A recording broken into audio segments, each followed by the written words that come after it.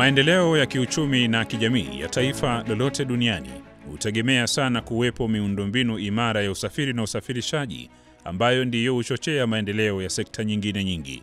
Miaka minne ya serikali ya awamu ya 6 inamtambulisha Rais Samia Suluhu Hassan kama kinara wa mageuzi katika sekta ya uchukuzi nchini. Rais Samia alianza safari ya mapinduzi katika sekta ya uchukuzi kwa kulitangazia taifa dhamira yake ya kuboresha miundombinu ya uchukuzi na kufanya sekta hii kuwa uti wa mgongo wa maendeleo ya uchumi. Ili kuchochea shughuli za kiuchumi na uzalishaji nilizozitaja, yani kilimo, viwanda, madini na utalii, tutaendelea na juhudi za kuimarisha miundombinu ya usafiri ambayo ni moyo wa ukuzaji uchumi. Zaidi ya shilingi trilioni 6.8 zilitolewa na serikali ya awamu ya 6 katika kipindi cha miaka minne kwa ajili ya kuimarisha miundombinu ya uchukuzi. Miaka minne ya Rais Samia Suluhu Hassan ni kitabu kilichoandikwa kwa gharama kubwa iliyohitaji ujasiri, uthubutu na kutoyumbishwa ili kiweze kusomeka vema kwa Watanzania na jamii za kimataifa. Na sasa matunda yake ni matamu kwa wenyeji na wageni.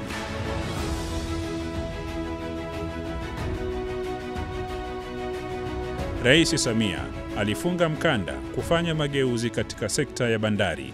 Sekta hii huchangia takriban 30% ya mapato ya taifa.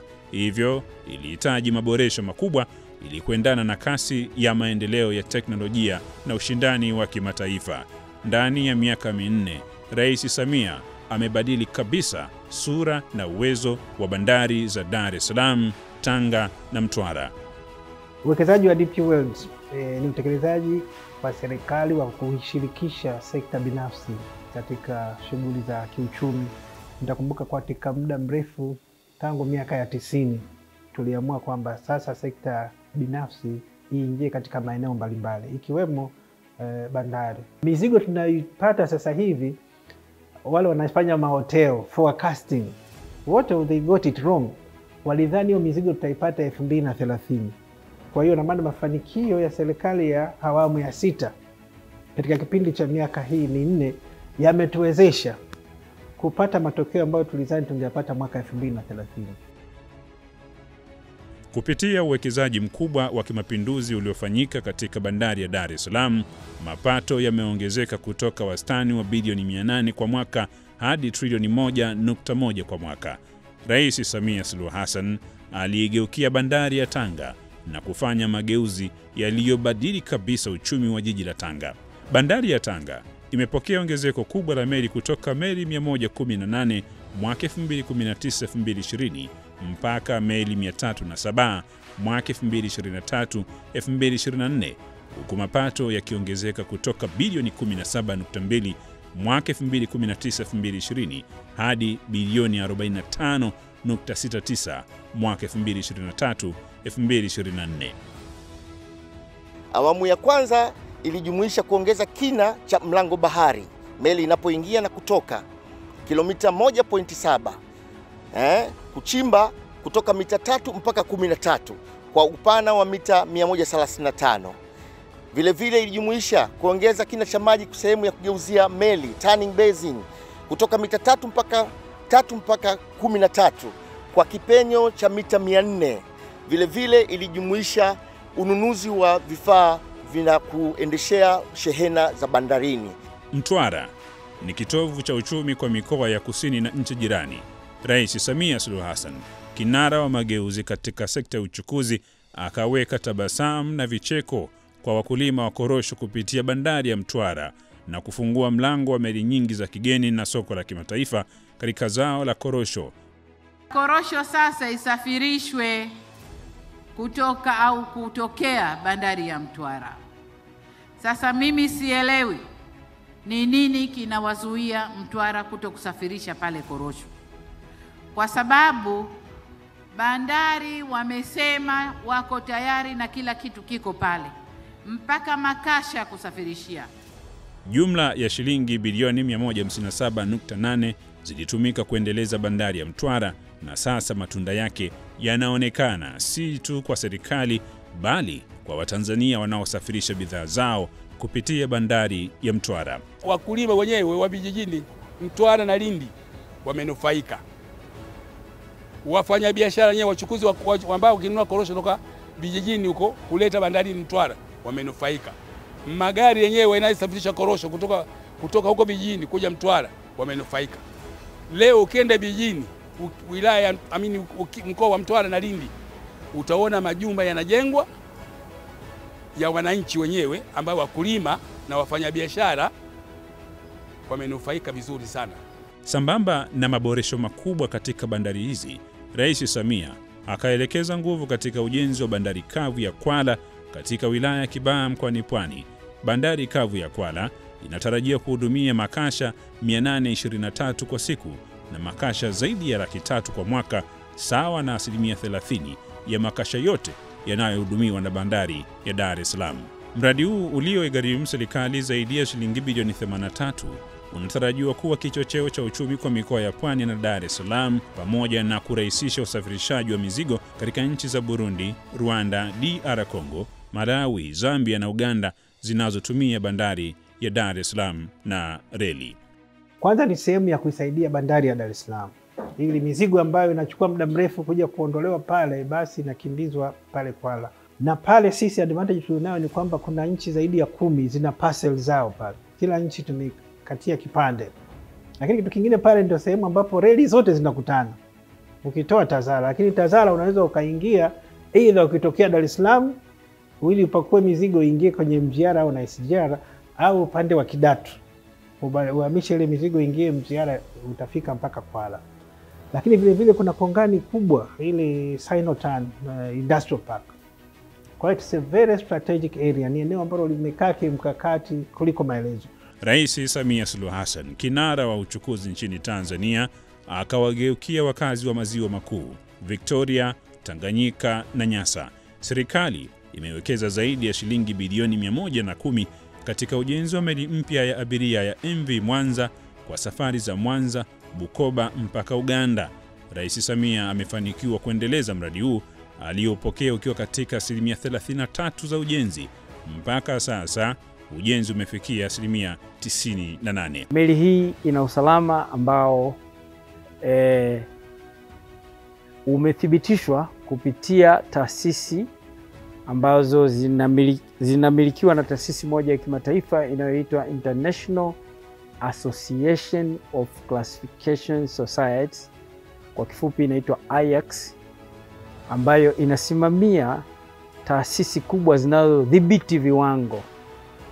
Maana yake kwa meli hii ilikuwa ni taasisi inaitwa Lloyd's Register ambayo ni ya taifa la Uingereza, kizingatia kwamba Uingereza ni kati ya mataifa yenye historia ya kale katika tasnia ya ujenzi wa meli, ambayo wamekuwa nayo kwa karne nyingi na wametengeneza sheria nyingi, sheria ambazo zina zaidi ya miaka 200 za ujenzi wa meli.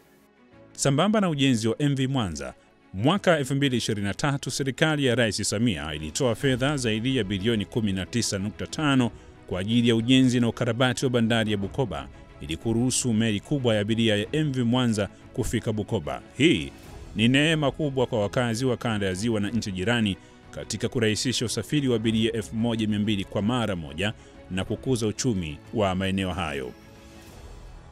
Huu mradi umekuwa wa faida kwangu kwa sababu kwa sasa nina uwezo wa kujikimu mimi maisha yangu na uwezo wa kulisha familia nyumbani, na hapo kuna maendeleo mengine ambayo mimi nimeyapata. Kwa mfano nimenunua hata pikipiki mimi mwenyewe kutokana na huu mradi. Bukoba, kazi iendelee.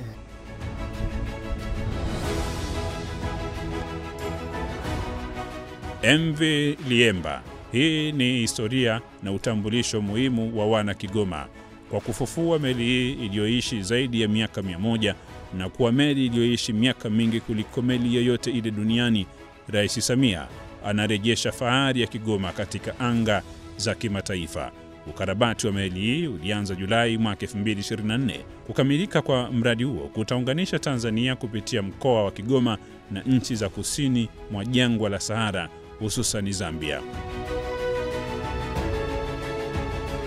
Ada ya mja hunena, uungwana ni kitendo. Miaka minne ya Rais Samia Suluhu Hassan katika sekta ya uchukuzi.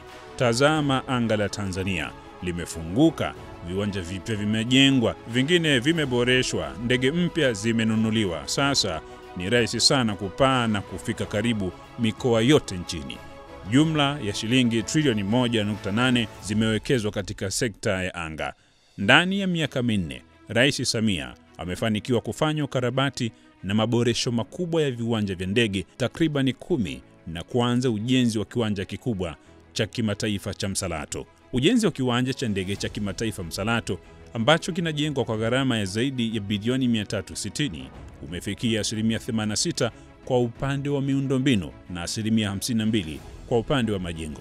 Ili kuimarisha sekta ya usafiri wa anga, serikali ya awamu ya 6 imewekeza bilioni 31.6 katika mradi wa kufunga mawasiliano ya sauti kati ya waongoza ndege na marubani, yani VHF, katika viwanja vya ndege vyote Tanzania.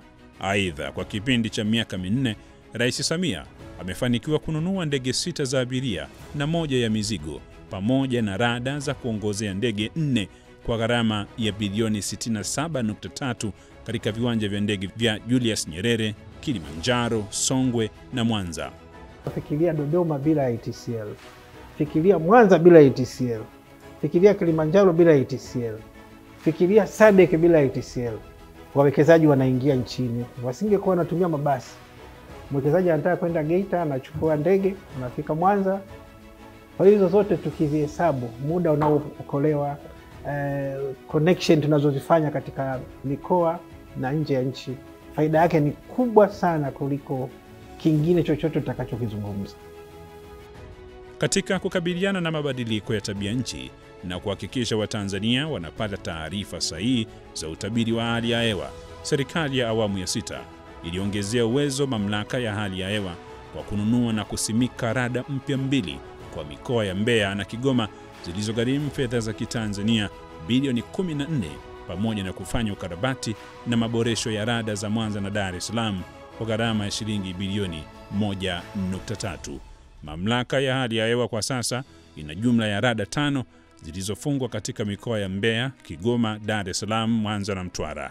Hizi rada zimeendelea kuimarisha sana usahihi wa utabiri na hususa utabiri wa matukio ya hali mbaya ya hewa. Kwa hivyo tunashukuru sana serikali ya Jamhuri ya Muungano wa Tanzania na hususa katika hii awamu ya 6 kwa uimarishaji mkubwa wa miundombinu ya hali ya hewa. Lakini ukiacha rada, ipo pia kompyuta kubwa ya kuchakata data kwa ajili ya kuimarisha utabiri. Rais Samia aliahidi kuendeleza miradi ya kimkakati iliyoachwa na mtangulizi wake, na hakika SGR ni matokeo ya uamuzi na matendo ya kishujaa ya Rais Samia Suluhu Hassan. Katika serikali ya awamu ya 6, Rais Samia amefanikiwa kukamilisha ujenzi wa reli ya kisasa kutoka Dar es Salaam mpaka Dodoma, pamoja na ununuzi wa vichwa vya treni 17, mabehewa ya abiria 78 na mabehewa ya mizigo 264. Sasa Watanzania wananufaika na safari za kifahari za treni ya umeme kwa saa 3 mpaka 4 kutoka Dar es Salaam mpaka Dodoma. Kuanzia Juni mwaka 2024 mpaka Machi mwaka 2025, treni ya umeme imesafirisha abiria milioni 2 katika ruti zake 8, sawa na abiria 7,000 mpaka 10,000 kwa siku, 70,000 kwa wiki na wastani wa abiria 300,000 kwa mwezi. Jumla ya shilingi trilioni 6 zimetumika kufikisha mradi huu wa SGR katika hatua hii, huku kazi ikiendelea ili kufikisha SGR Mwanza, Kigoma na nchi za jirani. Reli yetu hii ni ya umeme. Kwa hiyo kwa dunia ni uwekezaji ambao ni very unique. Hata nchi nyingi za Ulaya zimekiri na wanaokuja kila siku wanakiri kwamba uwekezaji huu ni wa kipekee. Treni ambayo inatumia umeme, ina maana gharama ya uendeshaji iko chini sana. Na hata hivi sasa, kwa mfano, hata ukihesabu kwa vyovyote vile, hela tunazopata ni nyingi kuliko gharama ya kuendeshea hiyo treni. Miaka minne ya Rais Samia inakwenda sambamba na mageuzi katika reli ya TAZARA ili kurahisisha usafiri wa abiria na mizigo kutoka bandari ya Dar es Salaam mpaka Zambia na nchi jirani. Sasa serikali ya Tanzania iko katika hatua za kuongeza ufanisi katika reli ya TAZARA. Hakika dhamira ya Rais Samia Suluhu Hassan ya kuunganisha miundombinu ya uchukuzi ili kuongeza ufanisi wa sekta hii na kukuza uchumi wa nchi imefanikiwa kwa kiasi kikubwa, huku kazi ikiendelea. Uchukuzi ni maendeleo.